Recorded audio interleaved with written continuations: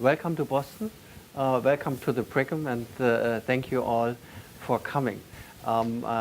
We are very much looking forward to this event, which is organized by the NKR, and we helped with the event, and it's honoring you as those who have participated in living donation and the recipients, and is particularly honoring Christine as an altruistic donor, as we know that altruistic donors really make a huge difference in regard to getting chains going, in regard to getting live donor kidney transplants going. I want to tell you some of the things that we do here and some of the things that we did here.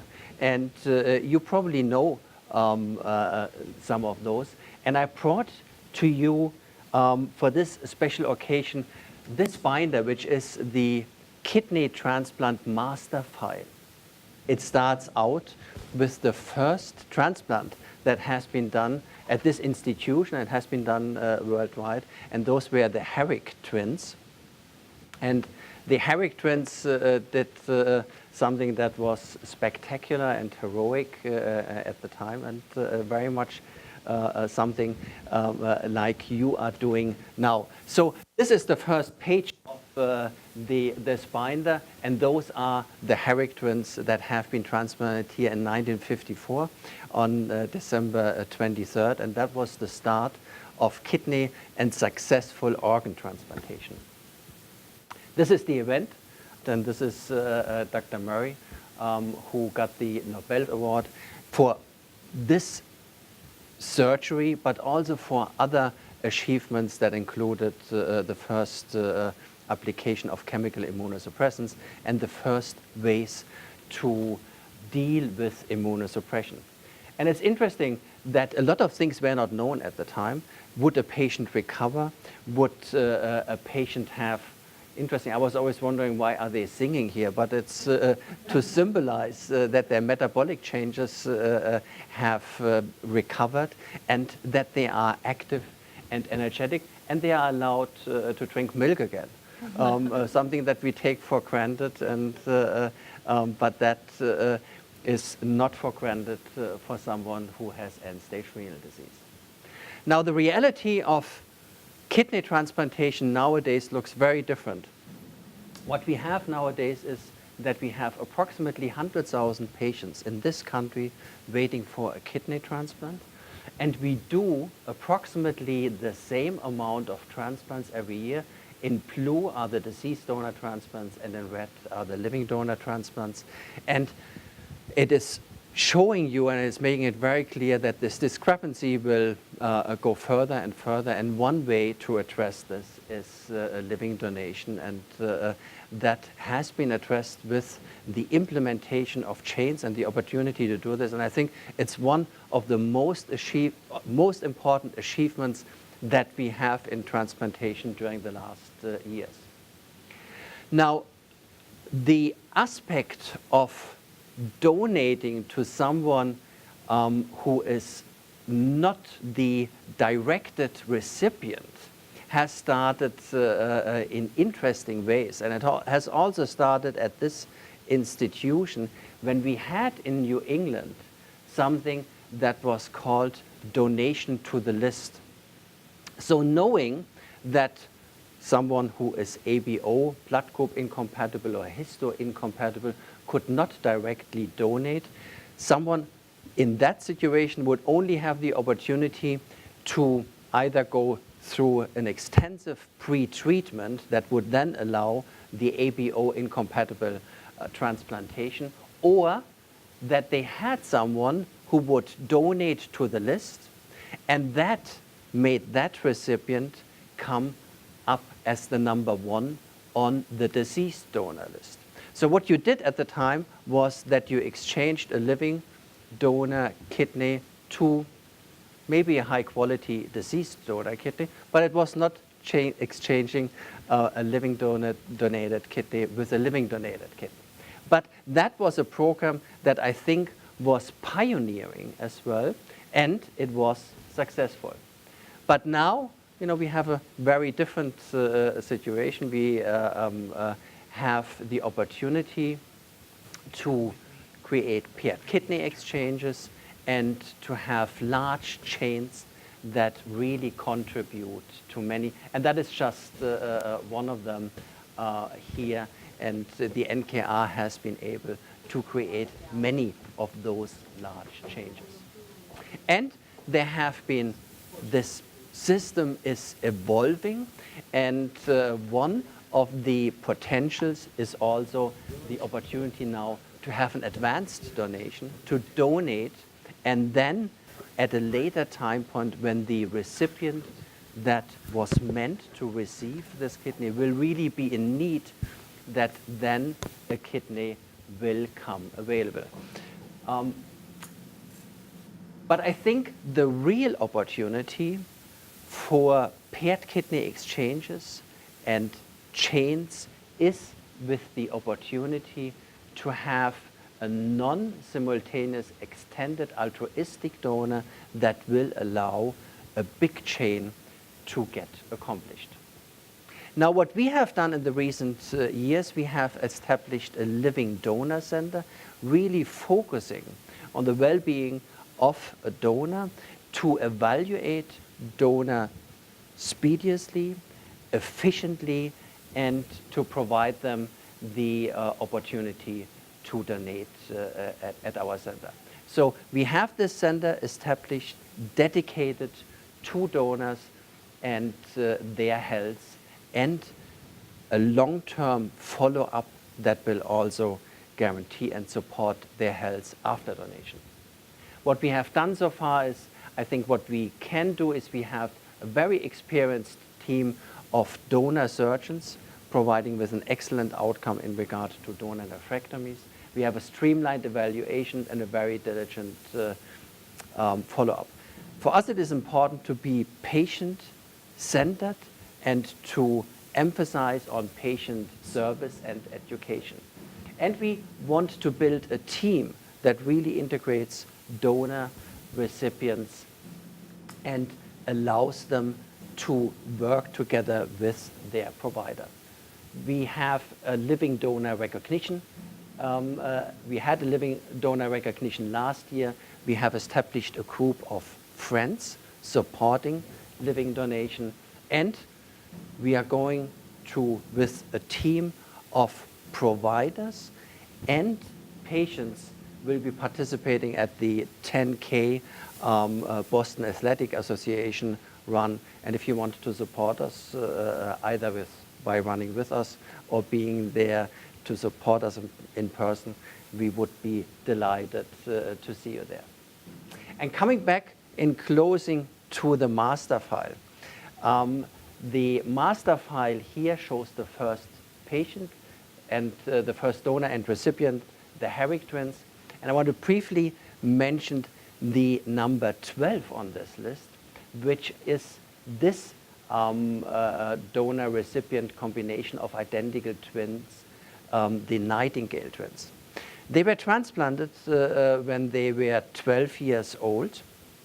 They were transplanted in 1960, as you see here, and it was not straightforward, as it wouldn't be straightforward nowadays, to take a kidney out of a 12-year-old donor.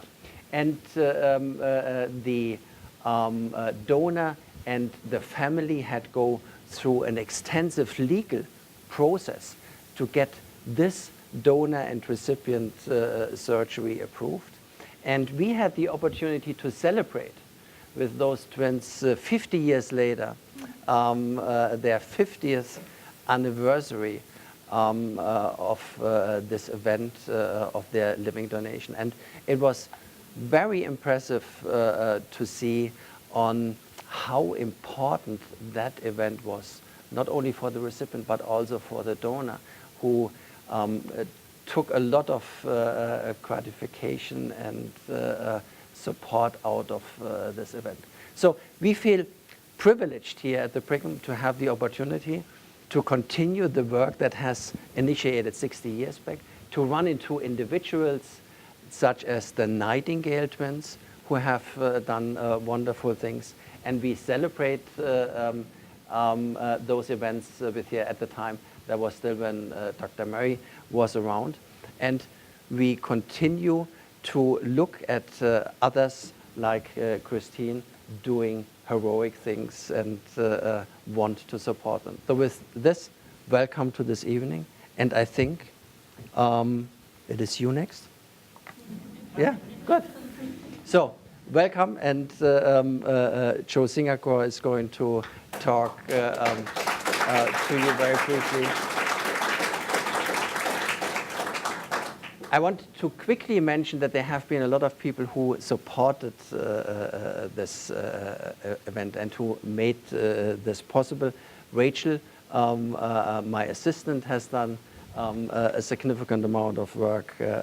Anne-Marie Morgan and Kristen Pelletier, our donor coordinators, Annette Pimienta, who has been supportive of all our educational events, Shannon Weiss, our administrator, who helped with that as well.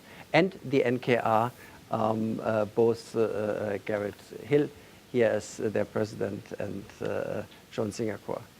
Thank you very much.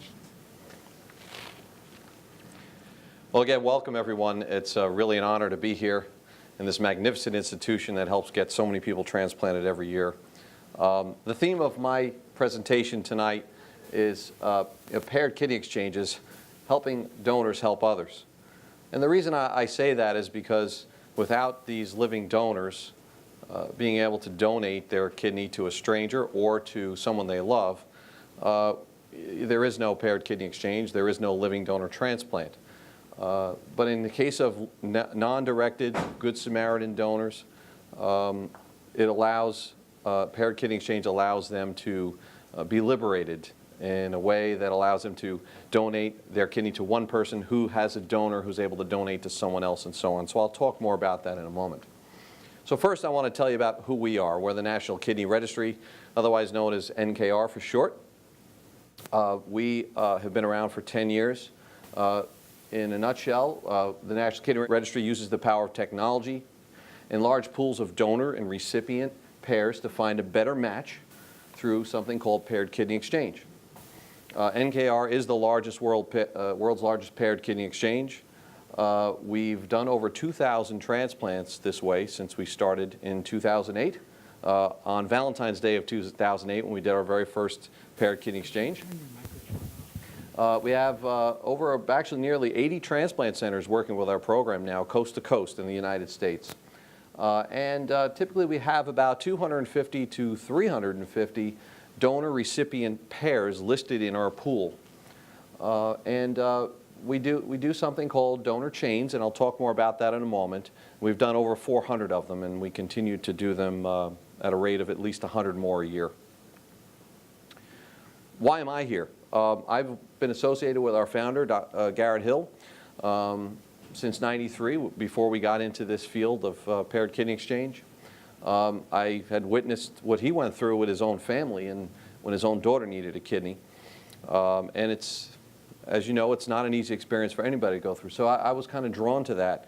I've also had experience in my own family and circle of friends, people who need kidneys.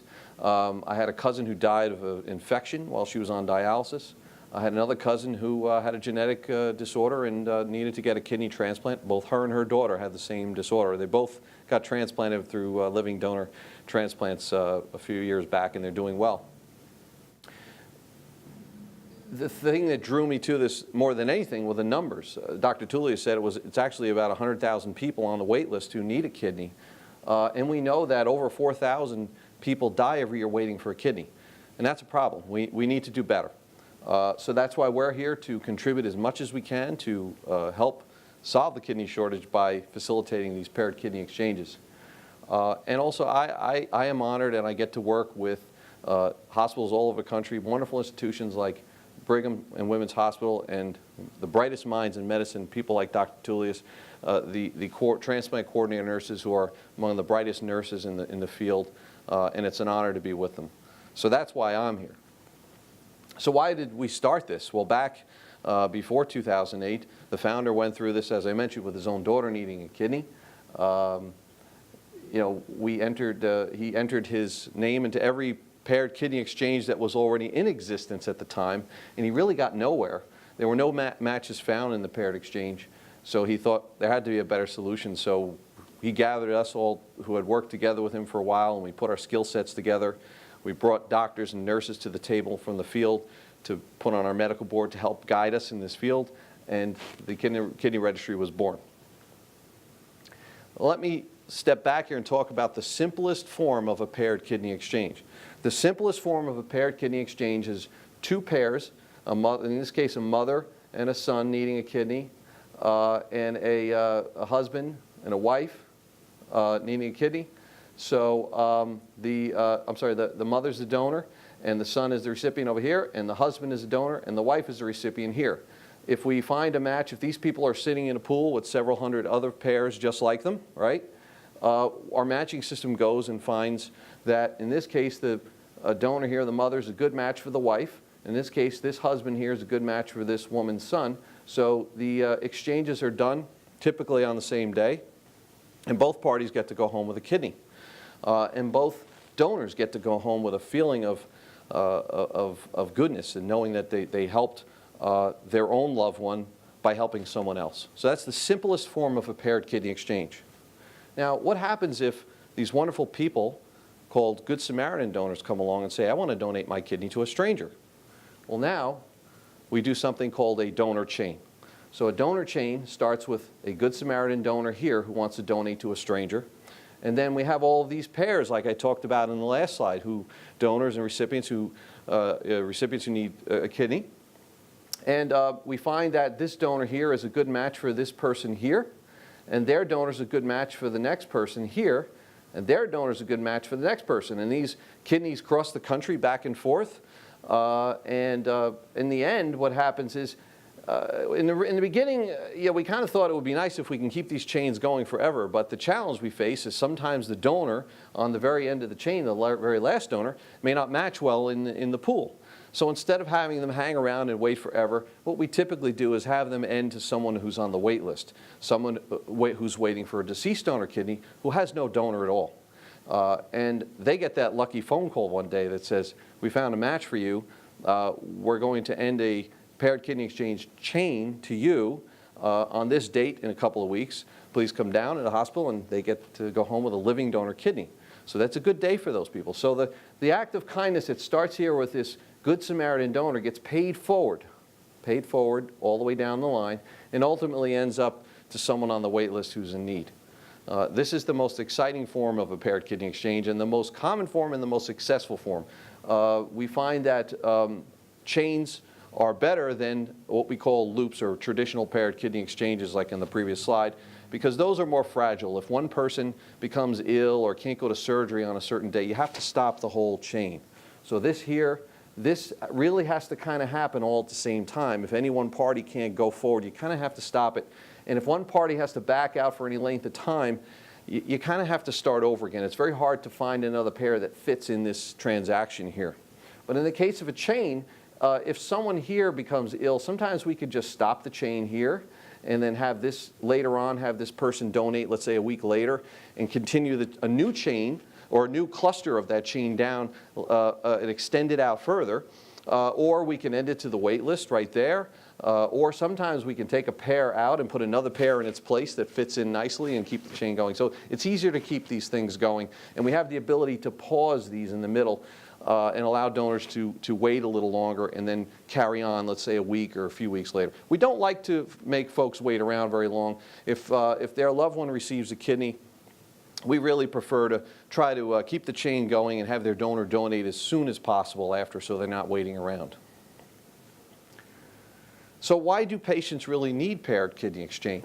Well, the first and most common reason is that people need to be matched on the blood type, right?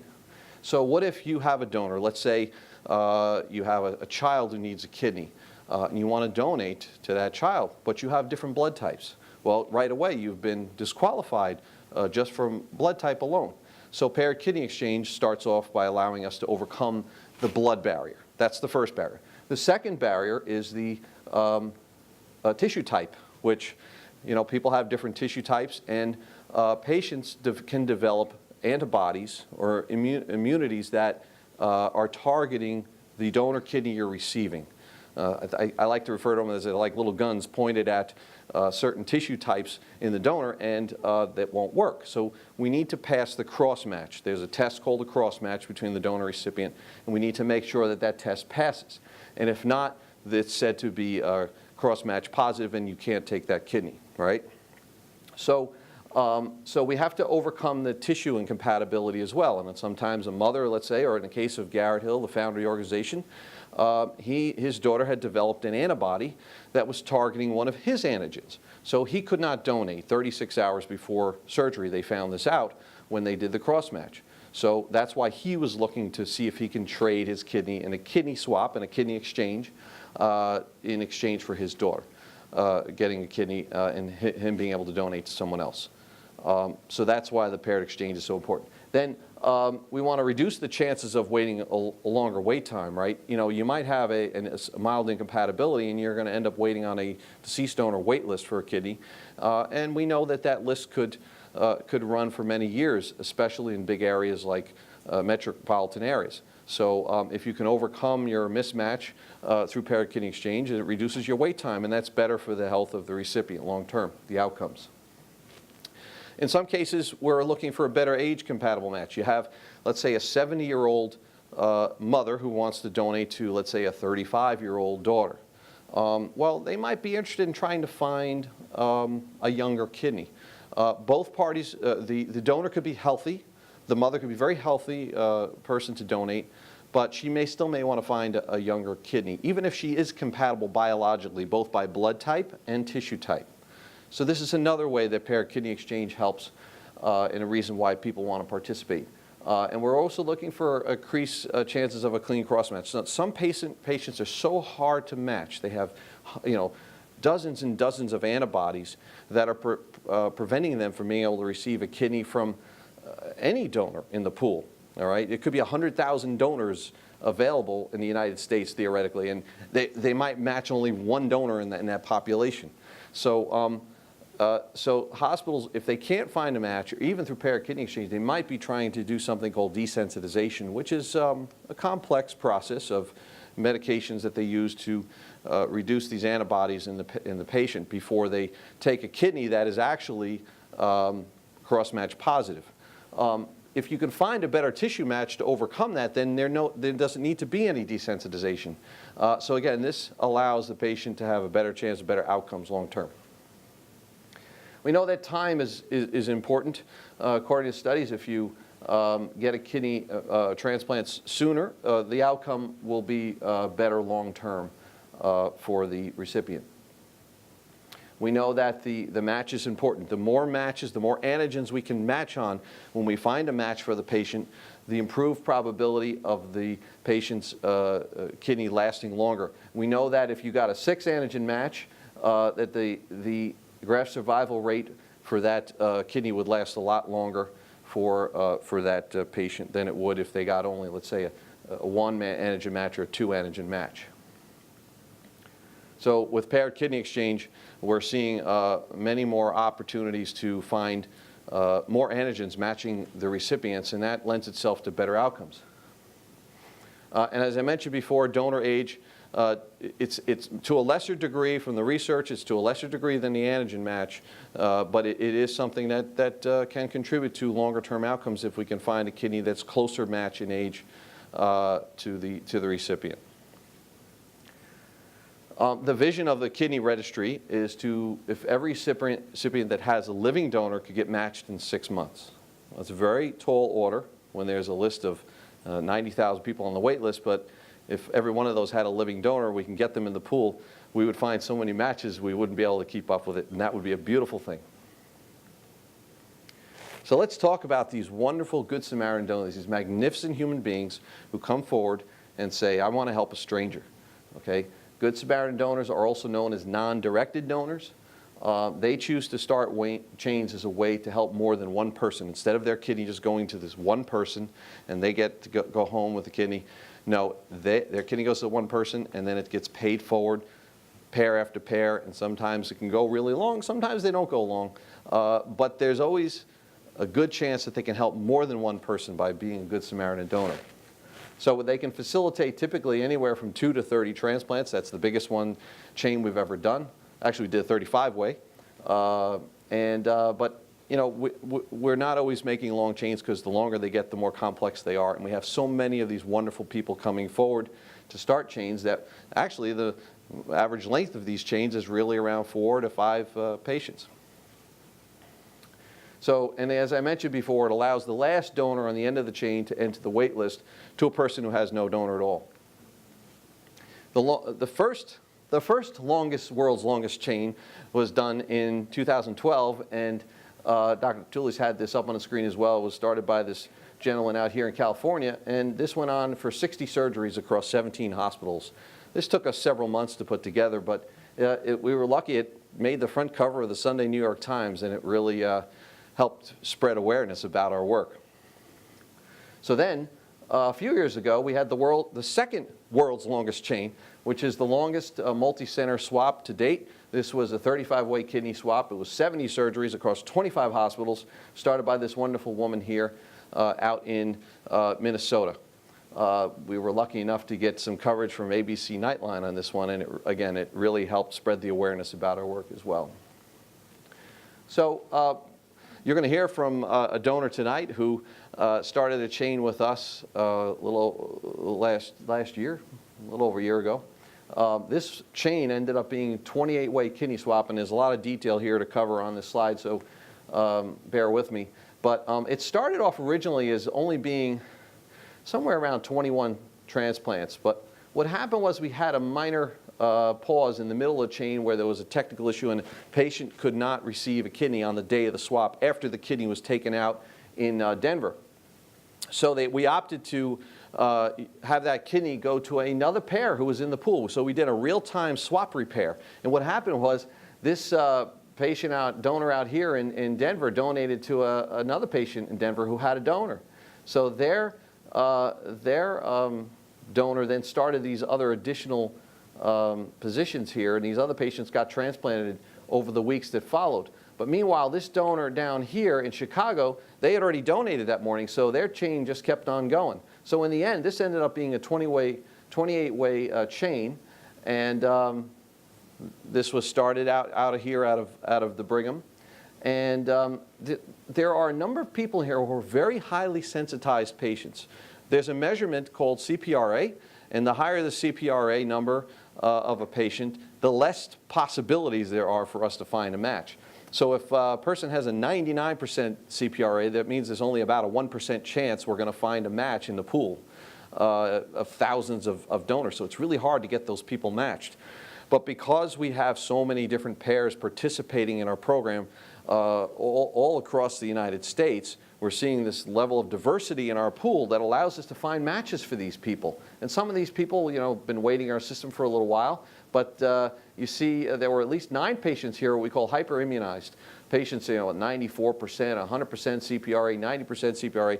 So this was very exciting to see this many hard-to-match patients in one chain. And we see this very often, and this is one of the most powerful parts of paired kidney exchange that is very exciting for these patients. Because some of these patients, even on the deceased donor wait list, could wait so long that they may not make it. And we don't want that to happen. So this helps rescue those patients. And by the way, every chain that's started by a Good Samaritan donor, the hospital who starts the chain is contributing a kidney into the system, into the network of these 80 hospitals, right? So they get a payback for that kidney on the end of another chain. Sometimes it's on the end of the same chain, but in this case, this chain logistically ended in Chicago. So there was a different chain that ended here at the Brigham, and there was a wonderful woman named Henrietta who regrettably couldn't make it tonight due to a family emergency, but she received that kidney, she received that phone call, she was a waitlist patient, and she got a transplant because of this chain. So again, it's very exciting when we see these things. So how many of these have we done? So I told you we did over 2,000 since we started. And we started off here with these humble beginnings in 2008 where we did 21 transplants. Last year we did 399. We just barely missed that 400 mark. All right, but we're very excited that this year we're seeing a nice run rate, and we're targeting about 450 for the year. We intend to keep growing. We intend to keep breaking down as many barriers that are in our way that make it hard for us to get more patients transplanted. And we're going to see this number continue to grow. And the awareness and all of you being here tonight certainly helps us do that, accomplish that even more. How are these people doing?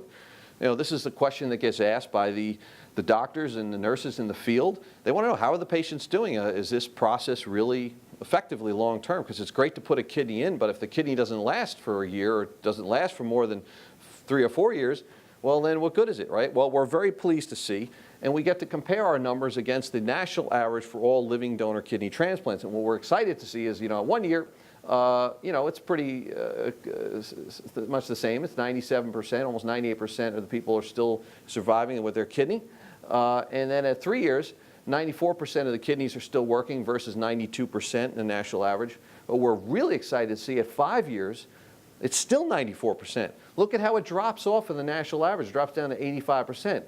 Now, we're working on studying this to find out, why is this? We have some hunches, hypotheses that we think are causing this, and we believe it's because the patients in this system are getting a chance at getting a better match. You know, remember I talked about the antigen matches, how important it is? Well, if those patients are getting more of those antigen matches to overcome the potential antibodies that they're carrying, then they have a chance at that kidney lasting longer. The more we can improve the outcomes of patients long term, see, then those patients don't end up back on the wait list competing with other patients who are just trying to get their first kidney.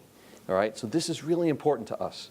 And we're getting close. We have enough history now that probably at the end of this year we're going to be able to publish the 7-year number. And we're very eager to see how people were doing at 7 years, because with every year that goes by, the chances of it maybe not lasting, increase.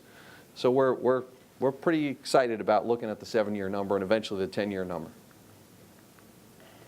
So how do patients and donors participate? Well, it starts off, if they're a patient, the number one rule is they have to have a donor to be in paired kidney exchange, typically, right? Unless they're a waitlist patient who gets the phone call and gets a chain end kidney, okay, to participate in. Generally, paired kidney exchange patients need to have a donor to be a pair to enter into the pool. Now, patients can come to the table with more than one donor, too. We see this all the time. One of the siblings, a family needs a kidney, and the brothers and sisters all want to donate the kidney, and they all come to the table. Obviously, the donors who have the most favorable blood types to match in the pool, typically an O donor is the most powerful type of blood type donor in a pool. So if someone in the family who wants to be a donor happens to be the O blood type donor, then that's the person who should be worked up first, assuming they're willing to and healthy enough to donate. But very often we see patients coming to the table with multiple donors, and that helps us improve the probability of one of those donors being called up in the match. Because you can't get a kidney in a paired kidney exchange unless your donor's giving a kidney in return, right?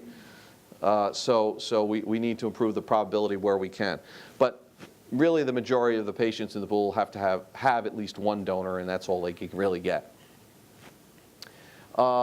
So they register at one of our NKR member centers. They can come to the NKR website and register and be contacted by one of our centers to be involved in the paired kidney exchange. Sometimes the donor will come and say, well, I want to be the donor for my Aunt Susie or whatever, or vice versa. You know, sometimes it's the recipient who comes and they say, well, I have a brother who's going to donate. But they register on our site and get referred to the center of their choice, and then those folks begin to work them up and get them ready. Once they're activated, then they get included in daily match runs in our system. Every night we're working really hard, running match runs and trying to find all these different chains and exchanges that we can fit together in the schedule and work across multiple transplant centers so that everybody can get transplanted on roughly the same day, sometimes the same week. Then potential donor candidates, again, they can come to the NKR website. And this is what the website looks like. There are buttons to push there. It says, I'm considering donating my kidney. And we have a wonderful pre-screening process that allows donors to be kind of pre-screened to see if they're even eligible. Because some people may not be eligible medically. Number one rule is the donor's health counts before they can even donate, right? They have to be, if they have their own medical issues like diabetes or hypertension, they may not be eligible to donate. So these things have to be kind of cleared up ahead of time. So we start with the pre-screening process, and then we get into a detailed medical history screening for the donor, that the hospitals and the clinicians at the hospitals can review those donors' histories to see if they're eligible to take the next step, which is to do a complete workup. And when they do a complete workup, they get what's called it's kind of like the presidential physical. You know, if you were going to become president of the United States, what kind of physical would you get before you held that office? You know, so you know, you're going to get a serious physical to make sure that it's safe, healthy enough for you to donate. So, you know, in closing, you know, Pair Exchange is making a difference. It's by helping donors help others in need of a kidney transplant, and I really want to thank you all for being here. So before I close it out, I'd like to introduce the next speaker. So, and now the next speaker is a Good Samaritan donor whose selfless act of kidney donation allowed her to facilitate a chain of 28 kidney transplants across 22 hospitals. Some of the members of the chain are here tonight. Feel free to stand up and wave or if you like. So she's a teacher. She's a teacher with a network of charter schools here in Boston and an award-winning writer and storyteller. Her writing has been published in Word Riot, the English Record, Printer's Devil Review magazines. Her oral stories have been featured on Story Collider, Best of Risk, the American Life podcast. She is also a Moth Grand Slam champion and a main stage performer. It's my honor to introduce Good Samaritan donor Christine Gentry. Hi.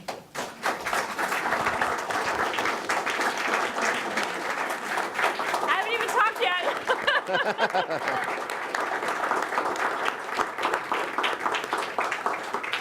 Thank you guys so much. It's such an honor to be here. This is the second time I've had the honor to speak at a National Kidney Registry event, and it's so much more special this time because people from my chain are here, so I'm going to try to hold it together. I'm basically here to tell you my journey to my donation. I'm a classic oversharer, so I'm going to get real personal on you. And then we'll probably, I think we have a Q&A, which I'm happy to answer any further questions you have. So my journey to the donation started in 2012. I was scrolling through Facebook, and between like Foursquare check-ins and cat videos, because it was 2012, I saw a post from an acquaintance of mine. Her name was Julia. She was actually someone I got to know very well my first year of teaching. We were both brand new teachers in a really tough Boston public school. We got super close that year, but the school was so dysfunctional that we both left after that first year and then became like Facebook friends, right? So you don't see each other very much anymore, but you're connected and you kind of know the major milestones in someone's life. But I had not spoken to her in years. And her post said, "I'm dying. This is my last resort. All of my friends and family have already tried to donate a kidney to me. I'm on my last leg of kidney failure. I'm in dialysis. This is my desperate plea to anyone I happen to be connected on Facebook to who would be willing to donate to me." And I dropped everything. I sent her a message. I was like, "Oh my God, I'm so sorry that I've been so out of touch. I didn't even know you were sick. Like, absolutely, totally willing to do this." And so I lived in New York at the time, so I started the process of getting approved to donate to her. She lived here in Boston still. As you guys know, a lot of you in the room, it's really intense, right? The presidential physical. I laughed because I thought that was so funny. So they run like every test you could possibly run on a human being, which is the reason why 100 friends and family had been rejected of Julia's friends and family, because if they find one thing wrong with you, they're super protective of their donors. So I was very lucky. I passed all of the tests. We were very excited. However, Julia and I were not a direct match. So all of the things that Joe was just talking about, like it wasn't just blood type, it was tissue type and antigens, and I was not able to give my kidney directly to Julia. So we entered into the National Kidney Swap Registry as an incompatible donor-recipient pair, and the computer got to work, right? The algorithm in this computer is really cool. Joe kind of downplayed it. I think somebody won the Nobel Prize for the algorithm that this computer actually uses, and it sits there trying to figure out like who could Christine give her kidney to in the country to create a chain that somewhere down the line Julia would get one, right? So it's sitting there thinking, trying to figure it out. At the very last minute, Julia's mother, who had been rejected for a reason that's not important to tell you, but Julia's mother got through the hurdle and was able to get approved. So while Julia and I were in the swap waiting to get paired up, Julia's mom got approved to donate, and the computer was like, yeah, Julia's mom. Like, she was one of those people, right? So like, she got grabbed up immediately. And so Julia and her mom went into surgery, and my kidney was not needed. But it was amazing to watch. Like, I'm not being hyperbolic. My friend Julia was dying, and she got this transplant, and it was like overnight change. Obviously, it took a while to get full health, but like the change just from that one transplant was so incredible and inspiring to watch. And then, you know, obviously she and I were much closer at this point. A few years later, she got pregnant. She had a baby, and like literally the first time I saw a picture of this child, I knew. Like, it seemed like such a no-brainer to me. Like, this life, right, and every life that it will touch, like, it only exists because someone was willing to donate their kidney in a non-directed way and start the chain that Julia and her mother were on in 2012. And so I called Kristen, who's here tonight. I called Kristen at the Brigham, and I said, you know, you might remember me from 2012, and I'm interested in donating again, but this time, you know, just anonymously, right? To just as a non-directed donor to anyone in the country. And it had been long enough where I had to go through that presidential physical again, but it was fine. I was lucky, again, I was healthy enough to donate. And this time the computer was like, yes, Christine, like, you have no conditions, right? Last time your condition was that Julia had to get this perfect kidney somewhere down the line, but this time you can give it to anyone, perfect. We have this person in Ohio. If you give it to this person, and their incompatible donor gives it to this person, and their incompatible donor gives it to this person, then we can have a 16-person chain, right? And this was so fast. I think my approval was on a Friday, and I got the information on a Tuesday. Like, less than a week later, basically, the computer had this 16-person chain ready for me, and it moved real quick. I mean, like, December 29th was the approval. February 11th was the surgery date. So last time there was all this waiting, right, in anticipation with my friend Julia, but this time it was happening like now, right? Like, I have to prep for surgery basically now. And I went through this really interesting internal battle. I didn't know if I wanted to tell people about this. It's a weird thing. It's a weird thing to like to announce to people, like, yes, I'm giving a kidney. And they're like, oh, that's so sweet, to your mom? And I'm like, no, to a stranger. They're like, but why? It's a very complicated thing to try to explain, and it sounds very weird to people. And I also didn't want to run the risk of people thinking that I was self-aggrandizing, like, look at me, I'm so amazing, I give kidneys to strangers. So I decided to keep it basically a secret. You know, I needed to arrange for a caretaker, my lovely mother, who's here tonight, and I told basically my few best friends. But other than that, I kept it to myself. And the consequence of something like that is when, in the weeks leading up to the surgery, you only have, these 3 or 4 people to talk to. And none of them lived in Boston, right? At this point, I lived in Boston. And so I would pick up the phone sometimes and call them, but most of the time I was just feeling it. I was just feeling the anxiety by myself. And when it got up to the week of the surgery, the surgery was a week away, and I feel like I was probably having a panic attack. Like, I was thinking of all of the risks of this surgery. Like, it seemed like such a no-brainer. But then they make you read all the fine print, right, and all the things that might happen. And I just found myself like not being able to sleep, thinking about, what if I don't make it through the surgery? What if I'm one of those few, right? Or what if I get an infection? Or what if my kidney dies on the runway? It's February in Boston, like in Ohio. Like, what if it doesn't make it into this person, and I did everything for nothing? What if I have kids one day and one of them needs a kidney, and I've already given mine away to Joe Schmo in Ohio, And in 2012, it was so much easier because it was Julia, right? Like, whenever I got nervous, I would just look at my friend who was suffering, like on the edge of death, and be like, oh, naturally, like, of course, I'm willing to do this for you. But this time, it was so much harder because I was like, my kidney's going to the ether. It's going to Ohio, right? That night of the panic attack, I was like, I have to do something to take my mind off of this situation. So I started frantically cleaning my apartment. And I found in the corner of my closet a bag of clothes that needed to be tailored, that I'd put in there like years ago. And I was like, oh, this is a perfect distraction. So I grabbed the bag, I went on Yelp to find a local tailor that I could go to like that day. And I found someone who worked out of her apartment just down the street from my house. Her name was Brunhilde. I was like, this is amazing. Like, this woman is exactly what I need right now. I pick up the phone, I call her, thick German accent, right? I ask her if she's available like now. She's like, absolutely. So I take my stuff, I start walking down the street to Brunhilde's apartment. It's February in Boston, it's snowing, I'm crying, it's very emo. I get to her apartment, as she buzzes me in, she opens the door, and she looks exactly the way you think that she looks, right? Giant German woman, huge boobs. I walk into her apartment. I've clearly been crying, but I had like tried to hold it together. I start pulling the clothes out of the bag and telling her what I need to be done to them, and she cuts me off. She goes, honey, what's wrong? And I just couldn't take it anymore. My bottom lip started quivering, and I go, oh, Brunhilde. I'm donating a kidney on Thursday, and I'm so scared.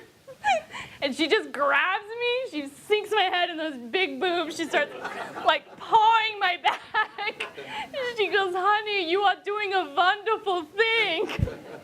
You must remember to be one with the pain.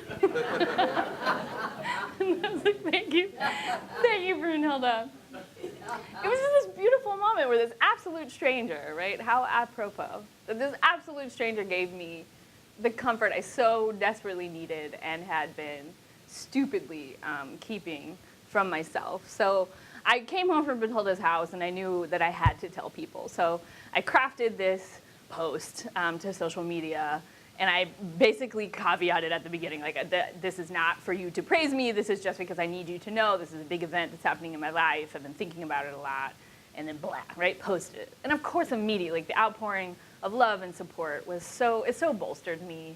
And Brunhilde and I had decided on purpose for me to pick up my clothes the night before my surgery. And so I go to her house the second time, and she opens the door and she goes, honey, you look good. Last week, not so good. Now you look good. And that night, my mom flew in. You know, she's going to be with me the night before the surgery. And I remember we sat on my bed. Our knees were touching, and she held my hands, and she said this beautiful prayer for my safety.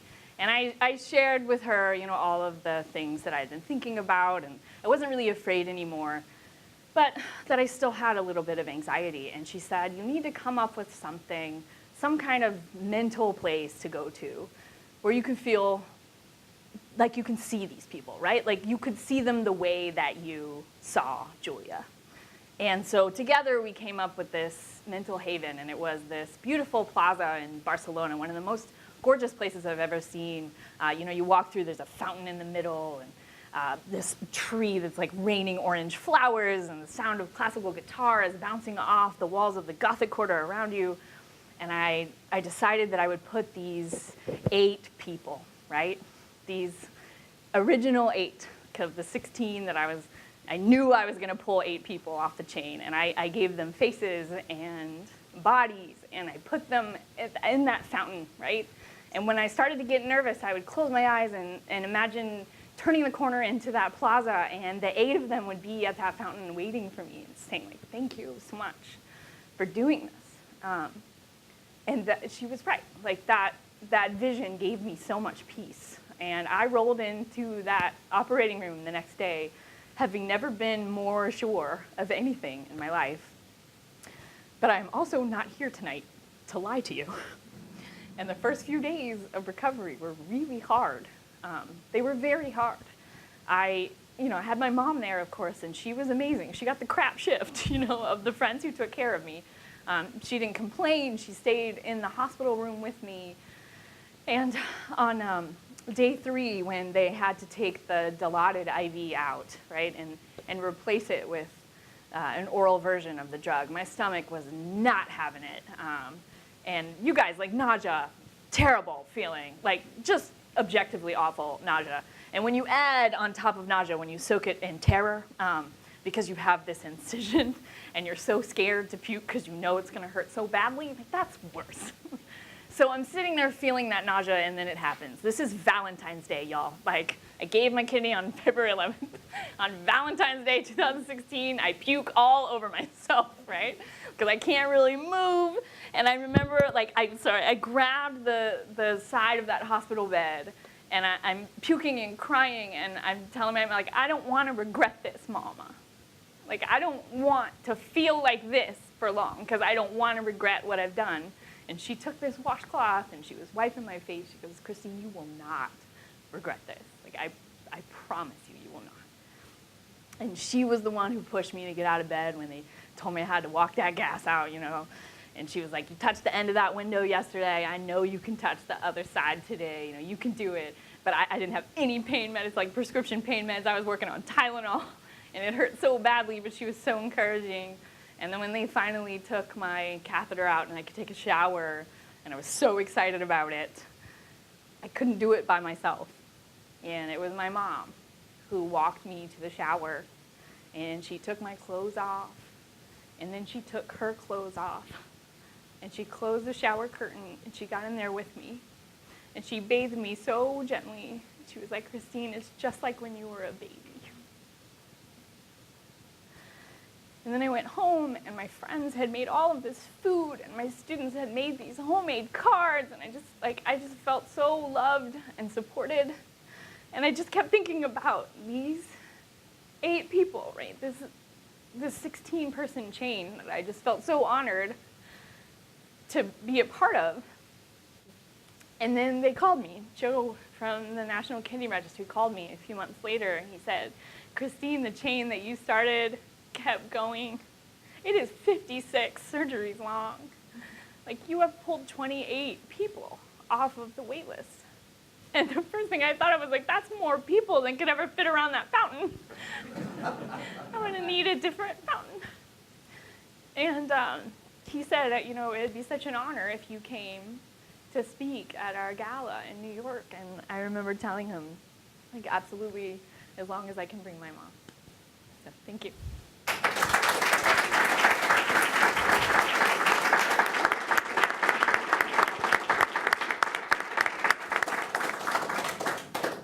Thank you, Christine, for telling your story again. I'd like to, invite anybody to, ask any questions. We're here. What do you think? I was just wondering about what role, like biotechnology and medicines, how that is helping the paired donor exchange, whether that's a factor in the decisions for these chains, and or whether in the future that'll be playing a more significant role. Dr. Tullius? Yeah. You were asked. Well, I think there is an IT aspect that you have already mentioned that is very important. I think some of the things that have been done and have developed during the last years are very elaborate ways of preserving organs so that organs can be kept for a longer period of time. I think that that will probably impact the way you can organize and structure chains as well. In regard to overall designing organs from scratch, that remains very experimental. There are very early results that show that this is possible to some extent in small animals, but I think very far away from clinical reality. And Dr. Tullius, if I may add to that, one of the things that we're doing on our end is looking to provide more information for the clinicians to evaluate possible matches that we might be leaving on the table today. The traditional way of developing what we call a virtual cross-match is to look at the lowest level of the antigen first. So there's all these antigens and they're numbered, right? But they have these molecules and they're called alleles. Mm-hmm. And each antigen may have a number of alleles that go out off to the right of this. we're working on ways to help provide more of this information. It's called intermediate resolution typing into our system to evaluate the donor typing in more detail. And that allows the clinicians and the scientists at the laboratories who are doing these virtual cross matches to potentially find matches for some of these hardest to match patients that we might not even know that are even there. We're doing this by trial and error now. Right now, the hospitals will go in the system and they'll look at a potential donor that's actually showing up virtually as a cross-match positive, which means on paper, it looks like it doesn't work. But they're taking a swing at it anyway, and they're getting some donor sera from our laboratory, which cryogenically freezes some donor cells and keeps them on hand. And they order it, and they actually run in what's called an exploratory cross-match. And every once in a while, their hunch is right. And someone who's impossible to match gets to go home with a clean cross-match. So we're working on ways to help bolster that more. And we see that that helping us get more patients transplanted, especially the hyper-immunized patients, the ones who could be waiting years and may never get a match. Christine, have you met any of the recipients, and what's that been like for you and for them? And how has this whole experience changed your life? Yeah, it's funny. So I met 2 of the recipients tonight. They're here. I'm not going to put them on the spot if they don't want to talk, but it was such an honor to meet them. They're actually, with the exception of Henrietta, who I wish could have made it here tonight, but with the exception of Henrietta, they're the only ones that I've met in person. But I've been able to Skype with another 6 or 7 people in the chain, which has been awesome. And all of those Skype conversations are recorded. They agreed to have them recorded, and they're precious to me. Because everyone has a very interesting story about what brought them to the surgery in the first place, right? How their life has changed. Each of them has very strong imagery about the horrors of dialysis, about how unchained and free and healthier they feel now. And it's been so cool to see, to hear their stories, and to, I don't know, just take I'm so honored, right? That I could be any part of that, much less the person that started it, right? It's the greatest honor of my life so far. That being said, on a quotidian basis, I forget about it most days. I really do. And that's part of the PR, I think, of what we need to get out, that it doesn't affect your life. Like, as a donor, it really doesn't affect your life. The only time I consciously think about it is when I have a headache and I can only take Tylenol. Like, that's literally the only time that I think about, like, I eat the same way I did before, I exercise the same way I did before, same social life, same energy.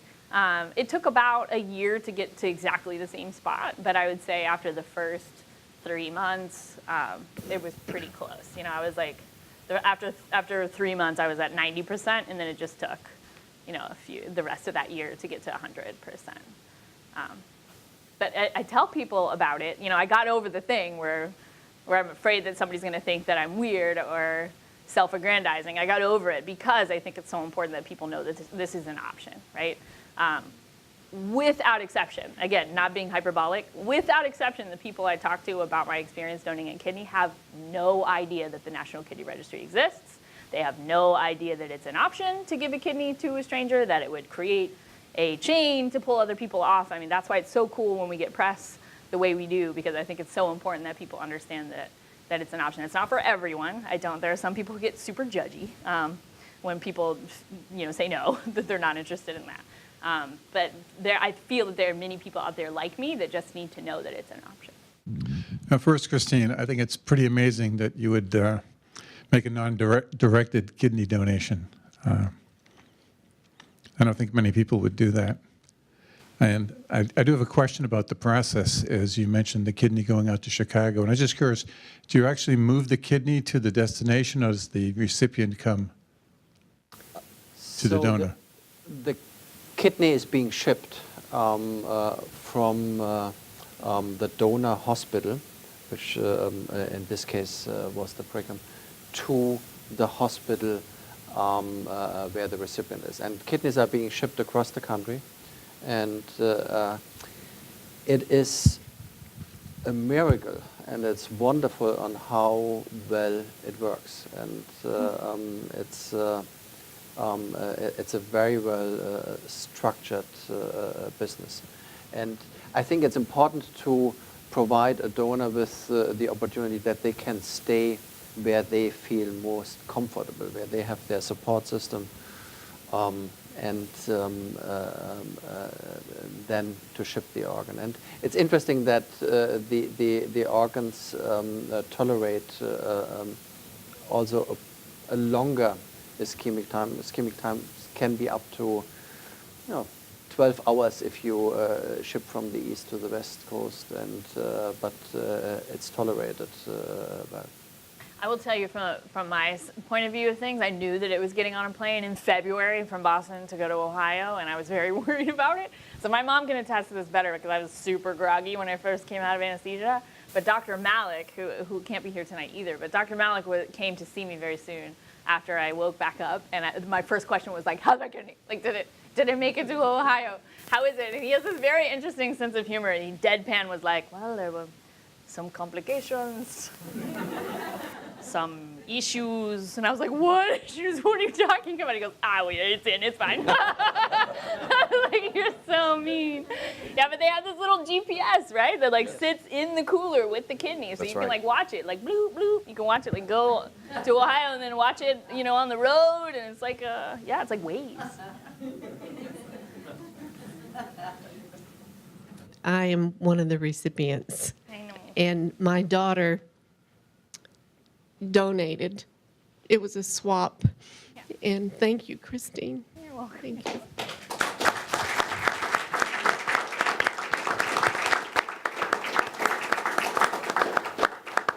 It's so wonderful to see the faces of the people that are in our kidney swaps. We're not permitted to know the names of all the people in the swaps.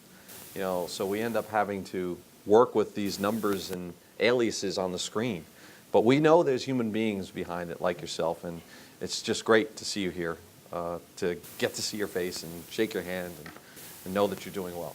Yeah, we were actually in the waiting room after like our official interview, and I had no idea when we originally met, where on the chain that they fell. But we figured out informally as we were chatting that all of them were scheduled for February 11th, which means that they were in the original 8, right? So like, I was sitting across from the people that I had imagined in that plaza, and like these are their faces, right? These are their bodies. It was so amazing for me to meet them. I want to thank you also, more than you know, because this is actually my second kidney transplant, and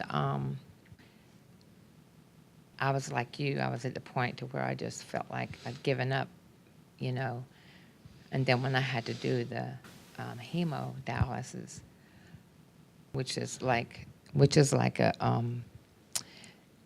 nightmare. Yeah. But then I found out about what you have done.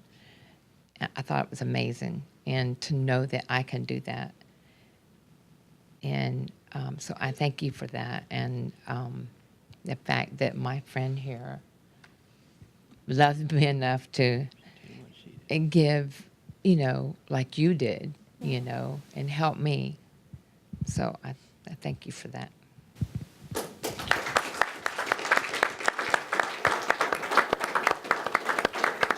Now, what happened to Brunhilde? Brunhilde, I asked her to let me interview her. So I was like, Brunhilde, you're like part of course I go to her even when I need like minor. Oh, my genes rep Brunhilde, like I need your help. I go to her all the time because I love her. But I asked her to let me interview her and record it I was gonna pitch This American Life again. They asked me to have my story on there, and she was like, oh no cameras, no recording. And I was like, okay. So I still chat with her all the time, but I don't have any formal proof. She is amazing. If you live in the Fenway and need anything fixed, look up Brunhilde. Yeah, she's the best. So you are a teacher, Yes. and what grade do you teach? 12th.